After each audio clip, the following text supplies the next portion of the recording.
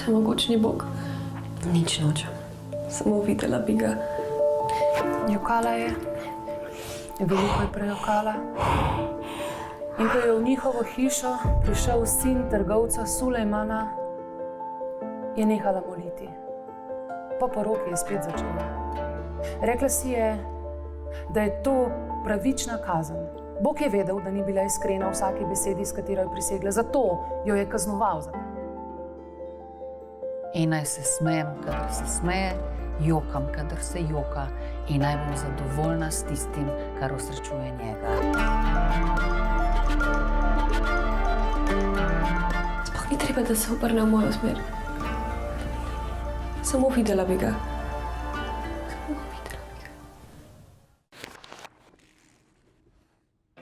Festival literature sveta Fabula v sodelovanju s Cankarjevim domom.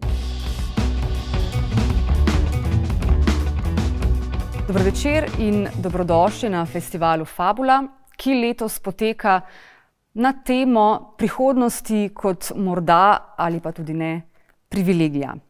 Letošnji festival, letošnja edicija festivala zaradi že znanih okoliščin ne poteka v živo, temveč pretežno na internetu, kar seveda vodi v nekakšno razočaranje, ampak zame kot moderatorko je to izjemna priložnost, da gledalcem prvič v svoji moderatorski zgodovini zaželim, da se udobno namestijo na svojih kavčih in se pred začetkom pogovora z našo nocojšnjo gostjo sprostite.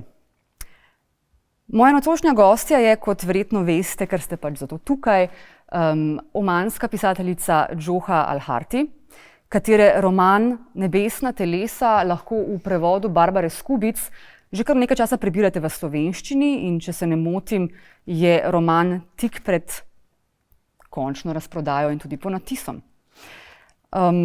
Seveda je roman izšel v lični, novo oblikovani žepni zbirki Fabula. Džoha Al-Harti se slovenskemu občinstvu predstavlja prvič, se pa je prvič pred nekaj leti predstavila tudi angleškemu občinstvu. Ne samo to, je tudi prva pisateljica arabskega porekla, ki je za roman, o katerem se bova pogovarjali nocoj, prejela prestižno nagrado International Man Booker. To se je zgodilo, kot sem že dejala, leta 2019. Roman Nebesna telesa obravnava življenja več generacij ljudi v omanski vasici Al-Wafi. Posveti se življenju tistih bolj privilegiranih kot tisti diskriminiranih oziroma zatiranih, torej sužnjev oziroma nekdanjih sužnjev.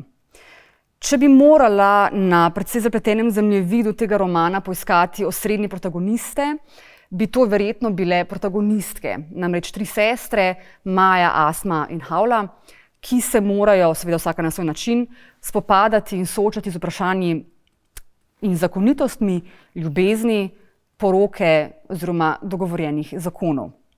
Preden pa seveda izdam vse skrivnosti tega zapletenega romana, pa se je verjetno morda bolje obrniti na avtorico samo, da nam pač ona sama kaj zaupa o svojem delu. Če se ne motim, se nam avtorica nocoj javlja iz omanske prestolnice Muscat. Good evening, Miss Al-Harti. Good evening, Anna. I'm very pleased to host you here today, even though it feels to me a little bit like Eurovision, talking from studio to studio. But nevertheless, it's a great honor to have you here at the Fabula Festival. Thank you very much. I would like to thank Fabula Festival for having me in this virtual meeting. And I would like to thank you too, Anna, for this conversation. I would like to begin our conversation with the maybe for you slightly standard question, but we all know that your novel, The Celestial Bodies, has been awarded by the prestigious award, the International Man Booker, 2 years ago. And I was wondering, how was it to wake up to this extraordinary reality at the time? It's still exciting, I think. The fact that it's still originally the only novel that originally written in Arabic that won the prize. This fact is interesting because it means that my novel opens this window to Arabic literature in so many cultures and languages. And if I'm correct, your novel has since been translated into more than 20 languages, right? But I somewhere read that at first you had some trouble finding a publisher for it. How come? Why do you think that was? Yeah, I think that publishing world is complicated. Many publishers in the West, maybe in the world, prefer to publish stories from places of conflict. They would prefer to publish stories from Syria or Iraq, places that appear in the news, instead of publishing story from quiet Oman. I think that sometimes they don't trust the reader, and actually the reader proves them wrong. The reader is smart and open to new cultures and new themes. So yeah, I mean, finally we found Sandstone Press in Scotland, and I believe they never regretted it. I'm sure they haven't. I mean, the readers have proven all the other publishers very wrong, because your novel is still a trendsetter, a hit in the world. And, you know, when I read the fact that some novel has been published in 20 languages, I panic, and I'm not even, that's sort of a famous writer. Do you ever panic about this? I mean, how is it, how do you view these many lives of your novel in different languages that are completely hidden from you, basically? Are you very, do you try to control the reception, or are you very open to what might happen to them? Yeah, I think I'm open. I think my characters found a new home, then found another home, then another. My characters being in different homes, they are safe, and knowing that make me smile. What is extraordinary about translation, that it brings us together in spite of all layers of separations and differences. It does bring us together, and I like that fact. Yeah, I could agree, even though I panic sometimes. And as I have mentioned before, the novel Celestial Bodies takes place in Oman, in a little village called Alawathi, but you actually wrote it in Edinburgh, Scotland, quite far away from the place of conduct, so to say. And you studied Arabic literature in Edinburgh at the time, and I know now that about you, that you had a baby at the time and you were moving from small place to another small place very frequently with your husband. So to me, these don't seem like the best conditions to write such an enchanting novel, basically a literary hit. What drove you to write such a complex novel in such a seemingly complex time in your life? Well, I'm not sure about the perfect conditions. Mm-hmm. A novel. From my experience at that time, I was a student, a PhD student in freezing Scotland. Mm-hmm. And I was struggling to write my PhD in English. So writing a novel about Oman, warm Oman, in Arabic, made this balance for me. During the day, I would work in my PhD in English, and during the night, I would work on my novel in Arabic. So it was kind of balance that I needed at that time. And also it was kind of comfort or shelter for me from these all new things in my life. It still sounds very complex, actually. I'm wondering when you had time to sleep, by working so much. Actually, I didn't work so much in the novel because it took 5 years. So I didn't like chapters after chapters every day. I took time to think as well. And some days I didn't work at all. I didn't write at all. So I took it like a comfort, not like something that I have to finish in 1 year or in 2 years or something like that.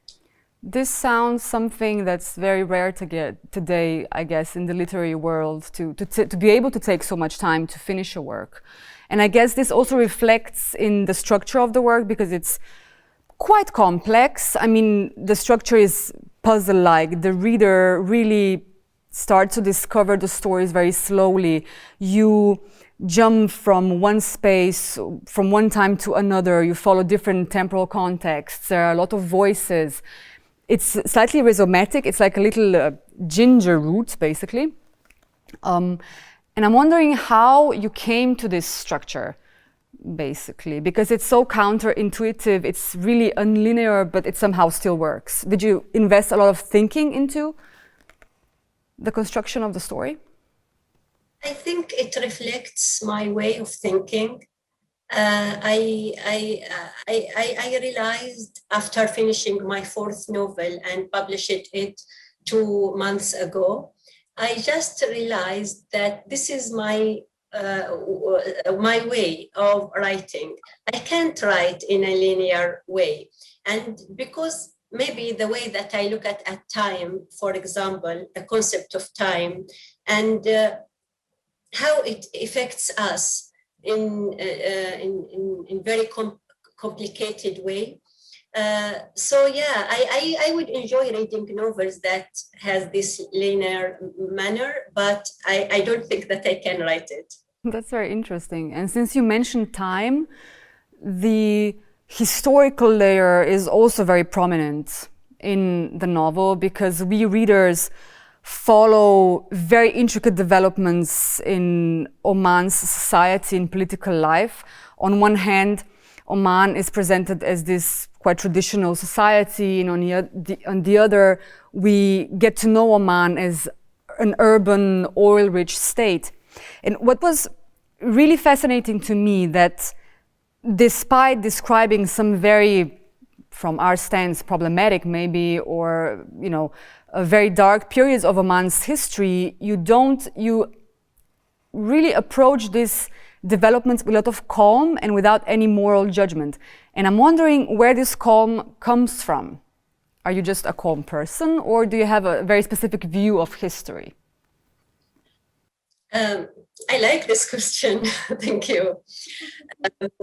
I believe every era in history has both its miseries and its wonders. Being able to look at both angles at the same time creates such an openness to a path of no judgment. It's also a path of human empathy amid all contradictions. Mm-hmm. And I guess that by this you also avoid writing folkloric tales about your country, correct? Sorry? By being open to history, you also avoid writing folkloric tales. It's much more complex. Yes. The way you present the history. Yes, I didn't mean to write like folkloric stories. Mm-hmm. You yourself have also experienced some developments in your country. I mean, how did Oman change, and how do you think it will still change in the future? As a writer, I'm sure you have different visions for your country. Yeah, I was born in 1978. So I lived my childhood during the 80s. And at that time, there were a lot of new things going on. A lot of new schools and new hospitals were open. And nowadays, it's still changing. If you left the country for 1 year and came back, you wouldn't recognize many areas. Like there is always new streets, new companies, new projects going on. So it is changing rapidly. For example, I went to Edinburgh and I lived for 5 years, and then I came back and nothing changed. Every single shop was there. Every single cafe was there. But for Oman, this is impossible. It is changing very fast. What I am thinking of, how that affect people's thinking, how that affect people's values. When I was little, I remember hearing conversations about women's going to, should women go to universities? Should women go to study or work abroad?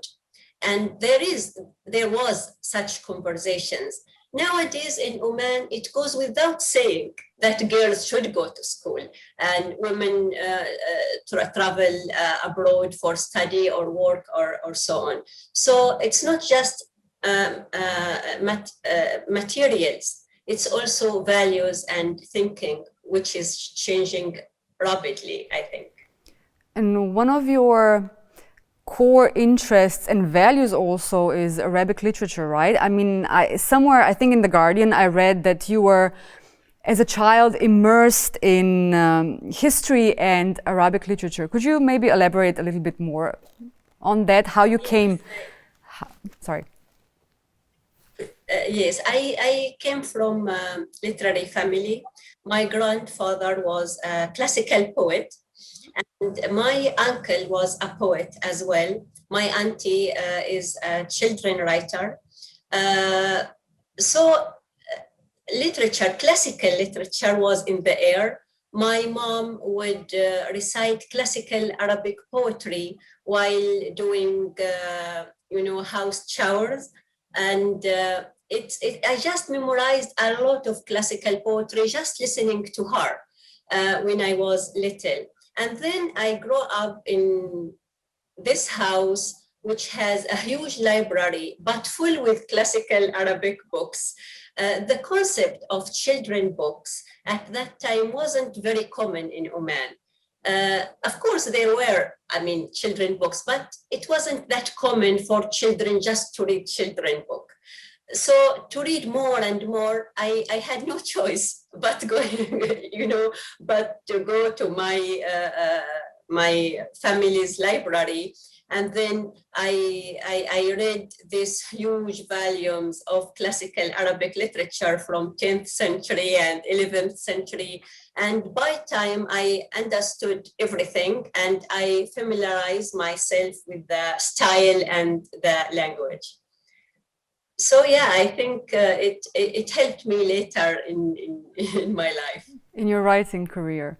So maybe let's return a little bit to the novel we're talking about tonight. The Celestial Bodies is, as I've mentioned probably 2 or 3 times before now, is a multi-generational, multi-layered story that organizes around the lives of 3 sisters, namely Maya, Asma, and Hawla. And these 3 women, to me at least, present 3 models of how women bear different expectations from the family and from society at large, especially when it comes to love and marriage. And of course, these 3 sisters, they bear these expectations very differently. Some are stronger, some are weaker, but maybe in total, you depict them as strong, as very poised, as very decisive. And could you maybe elaborate a little bit more on the strength of the female characters in your book? What does strength mean to you, the strength of a woman? I think that inner strength has nothing to do with external circumstances. I don't see it as a manifestation of like something against slavery or against oppression or any other sort of oppressions. Like for someone like the character of Zarifa, she finds life and strength in dancing, in rituals, in her love for young Abdullah that she raised. This life comes from inner self. So maybe this is the way that I see it. Mm-hmm. I understand. And one of the main male characters that you've just mentioned, Abdallah, is depicted as basically the most vulnerable in the whole novel. He is the character that actually externally suffers the most because of old unresolved wounds and also because of unrequited love from his wife Maya. And I was wondering whether you intended to intentionally play with our expectations about gender roles, because the women are so obviously strong and he's the weakest link. Yeah, I think Abdullah is an interesting character. And for me, I think that patriarchal society affects everybody. It's not just women, not just women, also men. And for Abdullah, he suffers from this system because he suffered from the horrible authority of his father. And when he grew up, he suffered from unrequited love. And but the expectations of society expect him to be the man. And at the same time, it's totally different inside him. So it's for me, these relationships and these gender roles are very complicated. It's not like the stereotypes that people tend to think about it. In my life, I have seen so many strong women and troubled women, troubled men, strong men, weak men. So it's not like something just divided between men and women. Humanity is very complex, isn't it? Yes. So I would say that from what you've explained, that in your view, anybody can claim authority despite their political or social context or position. Yes, Zarifa, for example, she is a previous slave, and she is still like kind of a slave even when she was free by law. But she claims her strength. She claims her authority in every way she could do it. And for this, she also receives a lot of love, especially from Abdallah, who is quite attached to her, right? Yes, she was like his mother figure. She was like the mother figure in his life. With an absent and slightly aggressive father also. Yes. Why have you decided to give Abdallah the voice of the first person? Because he's the only one that speaks in his own voice. The others do not. What was so special about Abdallah for you?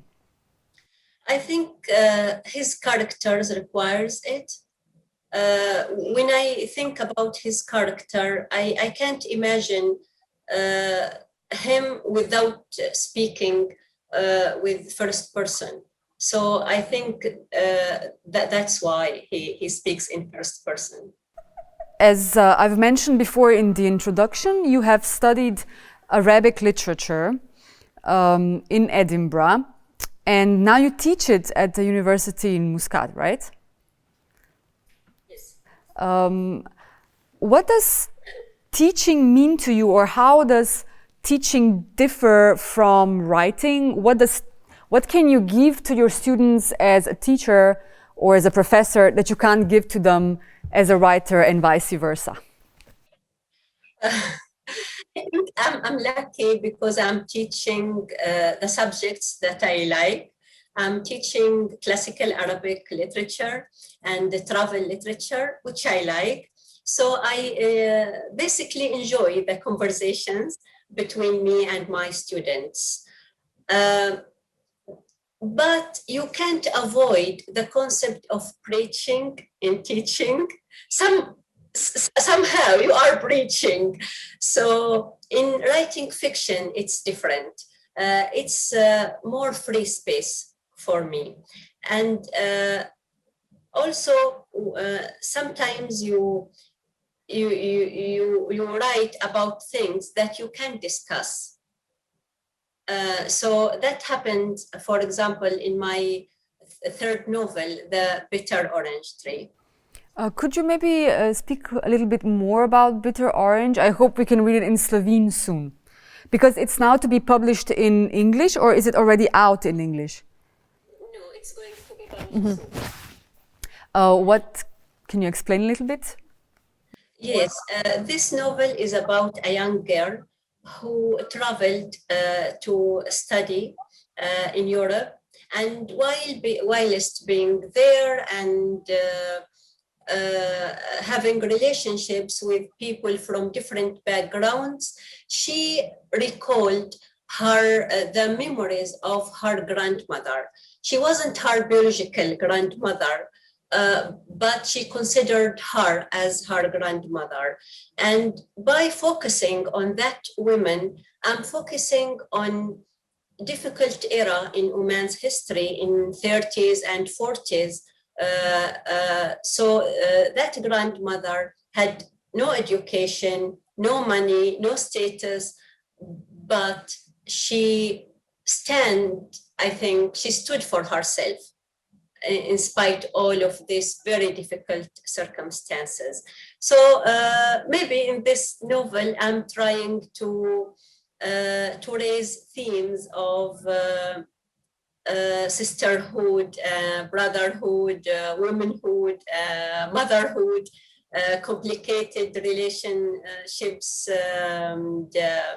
love, aging, death, and so on. Since you mentioned sisterhood and womanhood, maybe I can pose my last question. How do you view the project of feminism in this very classical sense? What does this mean to you? Because you depict so many female stories, I can't avoid this notion now. Yeah. My concept about feminism changed through years. But for now, what is interesting for me is to observe how it has different manifestations in different places and different cultures. And like I knew some women who had, like old women, who had no chance for education, and they had no status in society, but they are the most feminist women that I have ever seen. And at the same time, I have seen women who went to colleges, who studied abroad, who claimed their status in society, but they have no idea. Like, maybe they know the theories, but they don't practice anything. So I see it away from the theories. I see it in practicing. I'm interested to see how women and men also practice feminism in different ways. Because I guess you are a practitioner, right? Because you do speak openly, I mean, you write openly about female and male topics also, about hidden oppressions. Yes.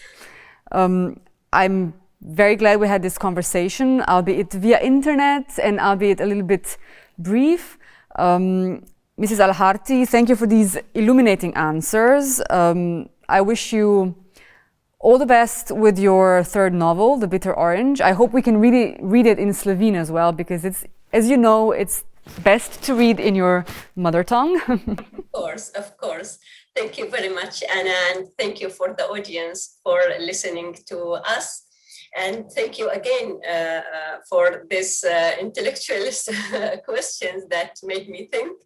And I hope to see my novel, my Bitter Orange novel, and also my new one in Slovenia. We hope that too. Thank you. We hope that too. Vam, dragi gledalci oziroma poslušalci, pa prav tako želim prijetno nadaljevanje večera. In za konec seveda tudi kratek ekonomsko-propagandni vložek. Sejemske knjige so še vedno na voljo, med njimi seveda najdete tudi Nebesna telesa. Na voljo so v spletni knjigarni Beletrina, pa v fizični, pravi knjigarni Beletrina in tudi na drugih mestih. Nabor knjig je letos čudovit, lahko bi se reklo, da pravzaprav nebeški. Hvala za pozornost in lahko noč.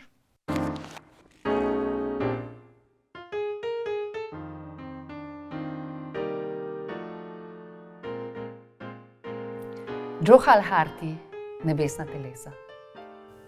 Maja, ki je ni zanimalo nič drugega kakor njena faraša, črni šivalni stroj znamke Butterfly, se je zaljubila. Neslišna ljubezen, ki pa je njeno mršavo telo noč za nočjo stresala v valovih solza in vzdihov. Neprestano ji je bilo, kakor da bo umrla pod bremenom želje potem, da bi ga videla. Med jutranjo molitvijo se je priklanjala in se zaklinjala.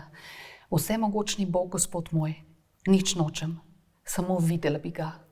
Vsemogočni Bog, Gospod, sploh ni treba, da se obrne v mojo smer, samo videla bi ga.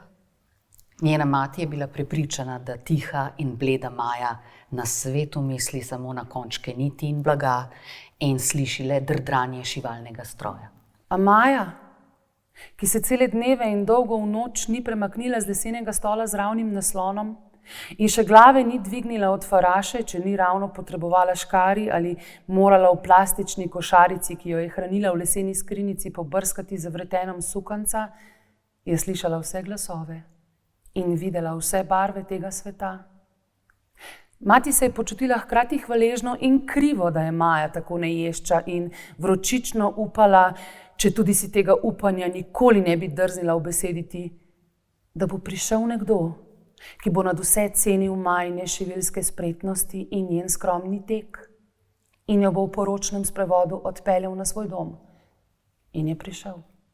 Maja je sedela na lesenem stolu za strojem v kotu sprejemnice, ko je prišla njena zmagoslavna mati in ji nežno položila roko na ramo. Maja, hčerka moja, sin trgovca Sulejmana prosi za tvojo roko. Majino telo se je zakrčilo. Materina roka na njeni rami je bila nenadoma neznosno težka in grlo se ji je posušilo. Zdelo se ji je, da se ji nitke, kakor zanka z vislic, ovijajo okoli vratu. Mati se je nasmehnila. Po mojem si že malo prestara, da bi se delala tako plaho. S tem je bilo zadeve konec. Nihče več je ni omenil.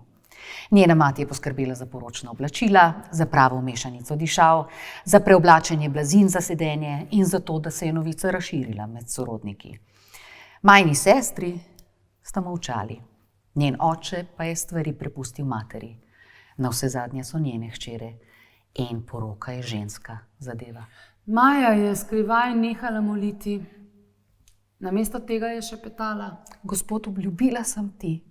Prisegla, da nočem ničesar, samo videti sem ga hotela. Prisegla sem, da ne bom naredila nič narobe in da ne bom razkrila tega, kar je v mojem srcu. Vse sem ti obljubila.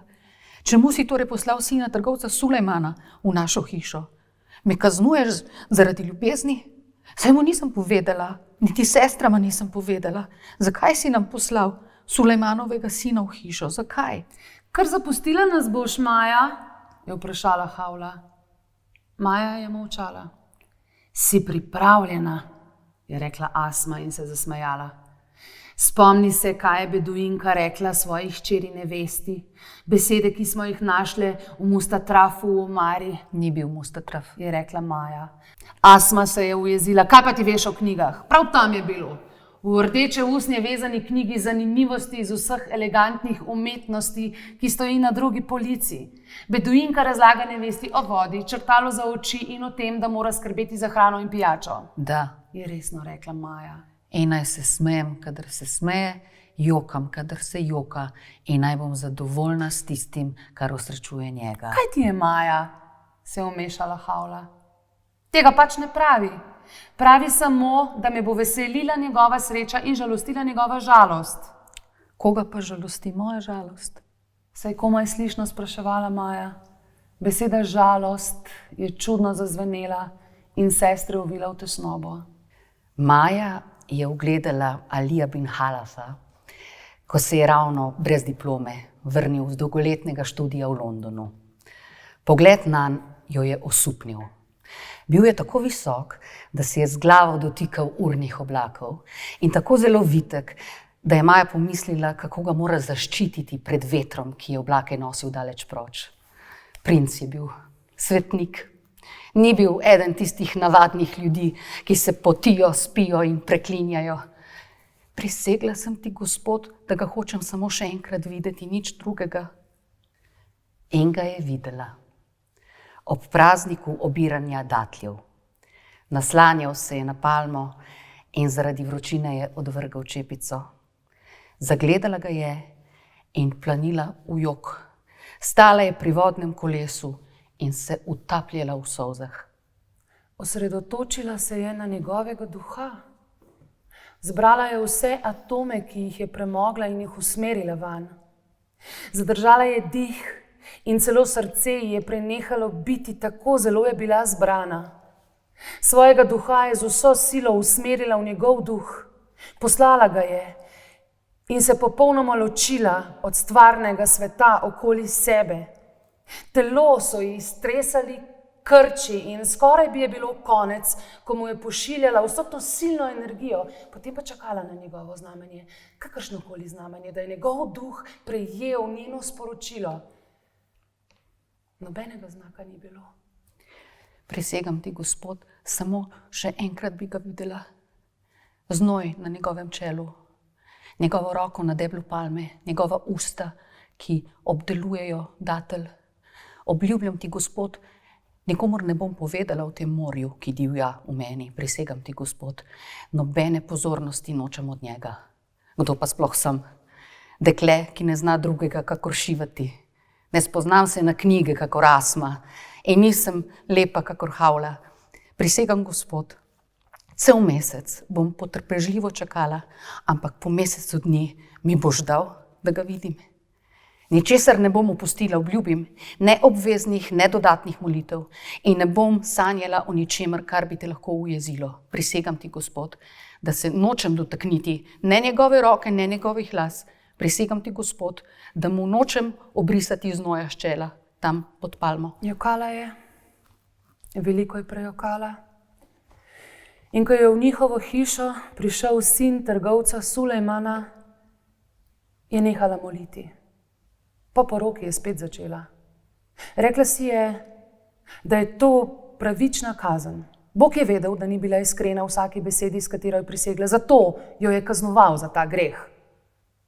Ko je čez nekaj mesecev zanosila, je lahko upala samo, da bo rodila z enako lahkoto, kakor njena mati. Spomnila se je materinih besed. Po dvorišču sem lovila kokoš, da bi jo zaklala, ker se je na kosilu nepričakovano pojavil moj stric. Nenadoma mi je bilo, kakor da me je razneslo. Sesedla sem se na tla od bolečine. Tvoj oče je prišel z babico in ko me je zagledala, je rekla, njen čas je. Pomagala mi je v sobo in zaprla vrata. Pripravila me je do tega, da sem stala pokonci. In toliko dvignila roke, da sem se z vso močjo oprijela droga pritrjenega na steno. Ko so me izdale noge, je Bog ji odpusti zaupila. Te ni sram? Hči šejka Masuda bo rodila leže, ker ne more stati? Tako sem stala. In se oklepala droga, dokler nisi zdrsnila iz mene, Maja. Naravnost v moje široke hlače. In zadušila bi se, če mi babica ne bi odlepila prstov z droga in te izvlekla. Pri Bogu ni me razgalila in nihče me ni videl. Zdaj pa vse hodite v bolnišnice v Maskat, kjer vam tiste indike in kristjanke pregledajo vsako špranjo. Prisežem, Maja, tebe in tvoje brate in sestre sem rodila stoje, kakor kobila. Bog se te usmili, babica. Ko sem se tako z obema rokama oklepala droga, se je drla name. Ti, nesreča, če te samo slišim pisniti. Vse ženske rojevajo. Kakšen škandal bo, če zajavkaš? Škandal, šejkova hči. In nisem zinila niti besede, razen o Bog. Danes pa rojevajo leže in moški lahko čez celo bolnišnico slišijo njihove krike, nobenega sramu ni več, Bog mi je priča. Ko je bil njen trebuh tako okrogel, da ni več mogla spati, je Maja rekla sinu trgovca Sulejmana: Poslušaj, ne bom rodila tukaj, prepuščena vsem tem babicam. Hočem, da me pelješ v Maskat. 1000-krat sem ti že povedal, imenuje se Muškat, jo je prekinil. Ona pa je nadaljevala, kakor da ga ne sliši. Roditi hočem v bolnišnici Sada. Da bo moj otrok padel v roke kristjanom, je rekel. Maja je molčala, a ko je vstopila v 9. mesec, jo je mož odpeljal v hišo svojega strica v 4. vadi Adaj v Muškatu in v misionarski bolnišnici Sada je rodila drobceno deklico. Maja je odprla oči in zagledala hčerko v naročju svoje matere. Zaspala je in ko se je spet zbudila, se je deklica dojila pri njenih prsih. Ko je sin trgovca Sulejmana prišel pogledat novorojenko, mu je Maja povedala, da jo hoče imenovati London. Pomislil je, da je izčrpana od poroda in da nekaj blebeče. Naslednji dan pa se je s hčerko in materjo vrnila v stričevo hišo in sorodnike obvestila, da je novorojenki ime London. Stričeva žena ji je skuhala kurjo juho, spekla tanek kruh in jo silila s čajem iz triplata z medom. Pomagala ji je, da si je umila roke, nato pa se je usedla zraven njene postelje. Maja, dragica. Kaj? Ženska jo je nežno potrpljala. Ali še vedno vztrajaš pri tem čudnem imenu za deklico? Kdo da hčeri ime London? To je ime kraja, draga, v deželi kristjanov. Vsi smo zelo presenečeni, ampak mislim, da glede na tvoje stanje lahko še enkrat premisliš o hčerkinem imenu. Imenujo Salima po svoji materi.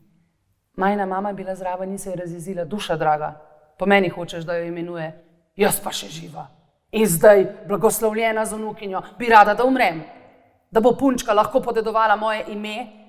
Bog ne daj, se je vlekla nazaj stričeva žena. Veliko ljudi svoje otroke poimenuje po starših, ko so ti še zdravi in pri močeh. Naj se te zlo ne dotakne, Salima.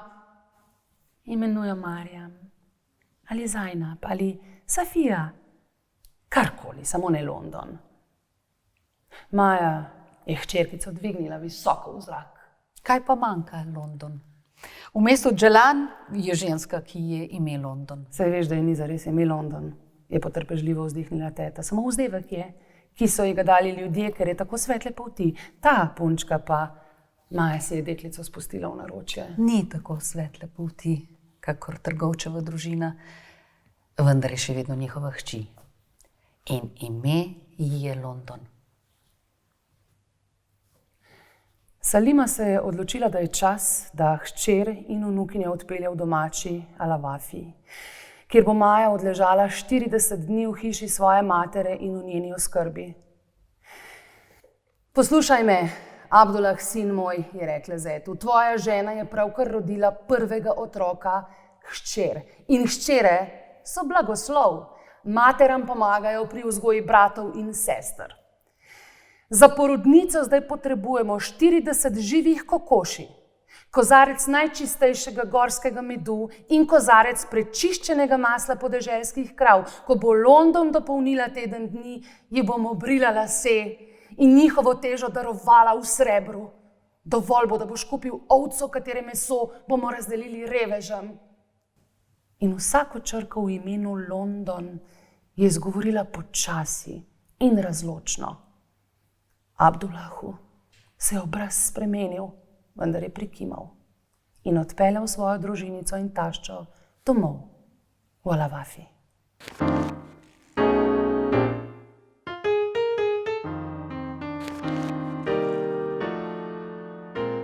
Zdaj, mene je zelo veselil prevajati ta roman, ker se redko zgodi, da imamo priložnost tudi znotraj arabske književnosti, s katero se jaz ukvarjam, prevajati literaturo, ki prihaja iz zaliva. In seveda, jaz mislim, da nikoli pred tem romanom tudi nisem ničesar omanskega prebrala. Fascinantno se mi je pa zdelo, da je ona tudi za svoje primarno občinstvo, se pravi Omance, prebivalce zaliva in Arabce, razkrivala neka vprašanja, neke družbene okoliščine, o katerih se prej ni govorilo. Se pravi, ko boste prebrali roman ali pa če ste ga že, boste vedeli, da tukaj je ena cela linija zgodbe, ki govori o trgovini s sužnji in sužnjelastništvu, ne. In to je bilo nekaj, o čemer se prej ni govorilo. Glejte, roman je kratek, zelo lepo teče. Izjemno fajn ga je bilo prevajati, zato ker je avtorica ima podoben slog pisanja, kot imam jaz slog prevajanja. Če imate 5 besed, se vprašate, ali lahko poveste s 3, potem pa poskusite z 1. Zelo jedrnato, strnjeno je napisan in neverjetno veliko zgodbe pride noter. In glede na to, da je zgodb več, da se prepletajo, po mojem, da poleg tistih, ki jih zanima arabska literatura, malo bolj posebej, pač za vse je primerno. Jaz prevajam iz arabščine in iz angleščine in pravzaprav proces dela ni bistveno drugačen. Prevod je prevod, jezik je jezik. Jaz nimam nekako občutka, da iz enega jezika je lažje ali pa težje prevajati kot iz drugega. Seveda pri arabščini je neka dodatna komplikacija, ki sem jo malenkost načela že prej. Se pravi, mi nimamo študija arabščine na univerzi, kar pomeni, da vsi, ki prevajamo, smo ali priučeni, ali so to ljudje, ki so študirali v tujini, lahko so rojeni govorci, ki jih veseli. Skratka, če ste prevajalci iz arabščine, to je še kar osamljeno delo. Zdaj manj, zato ker vsa ta socialna omrežja so nekako vzpostavila eno komunikacijo vsaj po spletu, da se lahko ljudi sprašuje in tako, ker druga stvar, ki seveda jo tukaj treba omeniti, je, mi nimamo niti slovarja, ne, arabsko-slovenskega ali slovensko-arabskega.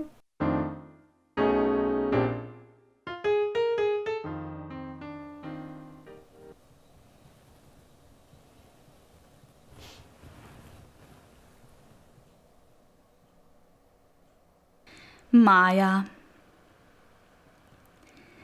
Maja, ki je ni zanimalo nič drugega kakor njena faraša, črni šivalni stroj znamke Butterfly, se je zaljubila.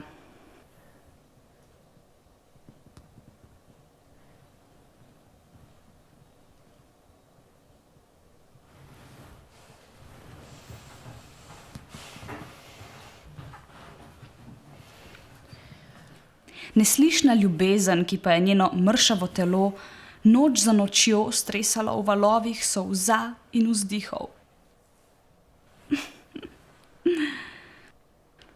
Neprestano je bilo, kakor da bo umrla pod bremenom želje po tem, da bi ga videla.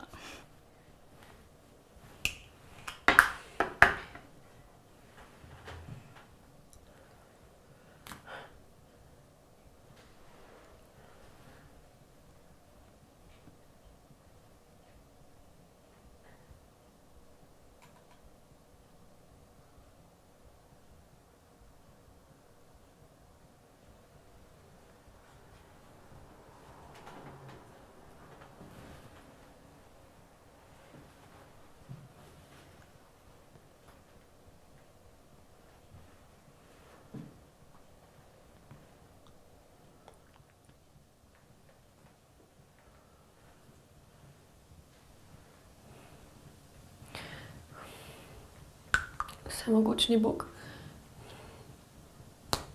Gospod moj, nič nočem.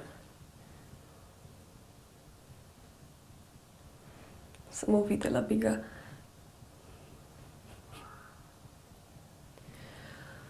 Samo končni moj, gospod moj. Sploh ni treba, da se obrne v mojo smer. Samo videla bi ga. Samo videla bi ga.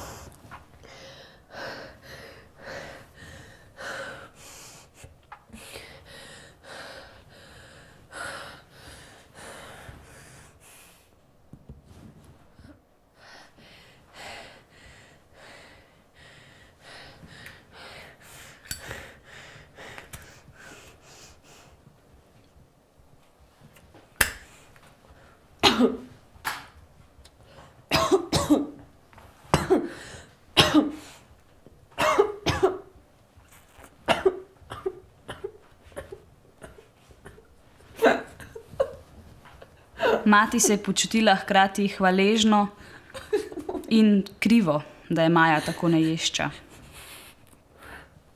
Samo videla bi ga. Samo videla bi ga.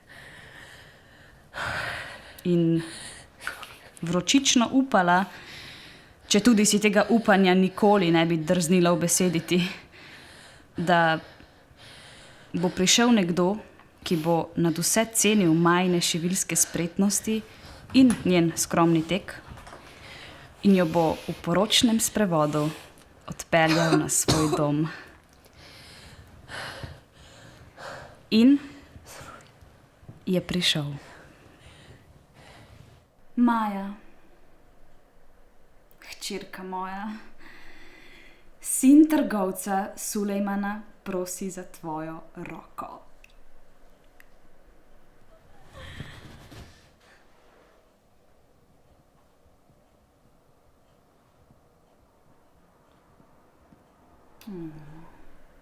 Po mojem si že malo prestara, da bi se delala tako plaho.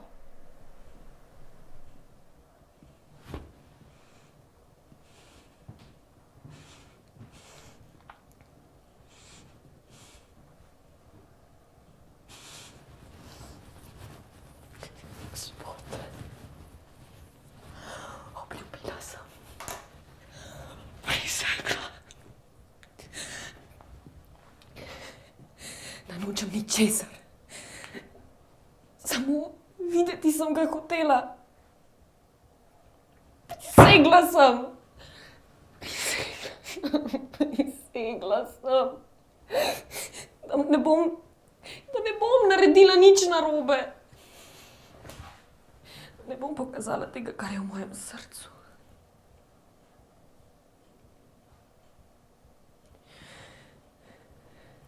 Obljubila sem. Vse sem ti obljubila.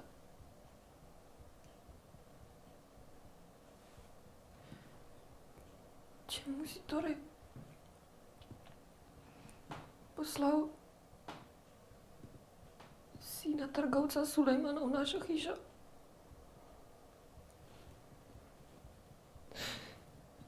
Se mu nisem povedala. Niti sestrama nisem povedala.